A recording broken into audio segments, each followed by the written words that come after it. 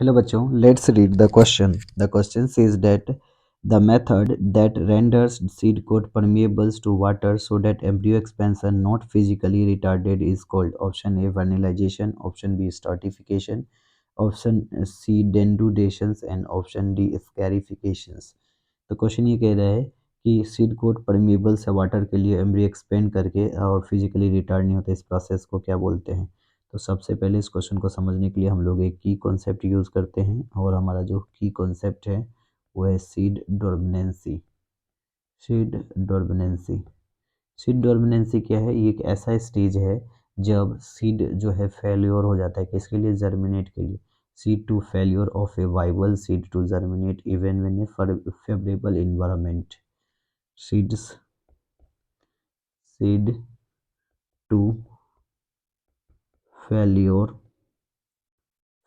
of a viable seed to germinate, viable seed to germinate, seed to germinate even in a favorable conditions, even in a favorable conditions। अगर favorable conditions भी given दिया जाता है तो भी क्या हो गया? सीड वाइबल्स नहीं होगा, जर्मिनेट नहीं कर पाएगा।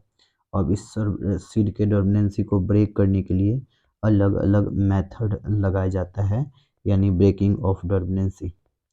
ब्रेकिंग ऑफ डोमिनेंसी, सबसे पहला जो डोमिनेंसी ब्रेक करने का तरीका है, दिस इज स्ट्रेटिफिकेशन। स्ट्रेटिफिकेशंस क्या होता है? स्ट्रेटिफिकेशन एक प्रोसेस है जिसमें फिजियोलॉजिकल डोमिनेंसी को ब्रेक करते हैं with the exposure of sunlight. तो ये बोल सकते हैं कि ये फिजियोलॉजिकल डोमिनेंसी ब्रेक है बाय द एक्सपोजर। तो breaking of dominancy by sunlight, sunlight से ब्रेक करना है, एक है। दूसरा है स्कैरिफिकेशन। स्कैरिफिकेशंस क्या होता है? स्कैरिफिकेशंस में हम लोग फिजियोलॉजिकली बस वाटर को छोड़ देते, soaking of seed in water, ये बोल सकते हैं। एम्ब्रियो एक्सपेंशन करके क्या होगा? ये मतलब डोमिनेंसी ब्रेक हो जाएगा। तो breaking of dominancy by nicking a seed coat, तो ये इसका जो डोमिनेंसी ब्रेक करेंगे by nicking a seed coat, by nicking a seed coat and आर्बेड सीड विथ सैंडपेपर या वाइग्रस सेकिंग या वाइग्रस सॉकिंग। ये वाइग्रस पानी में बहुत समय तक रख दिए, वाइग्रस सेकिंग से भी क्या हो जाए? स्कैरिफिकेशन हो सकता है। अब आता है वर्डलिलेशन। एक ऐसा प्रोसेस है जिसमें हम लोग फ्लावर को इंड्यूस करते हैं, किसके लिए? प्लांट फ्लावरिंग के लिए। Process of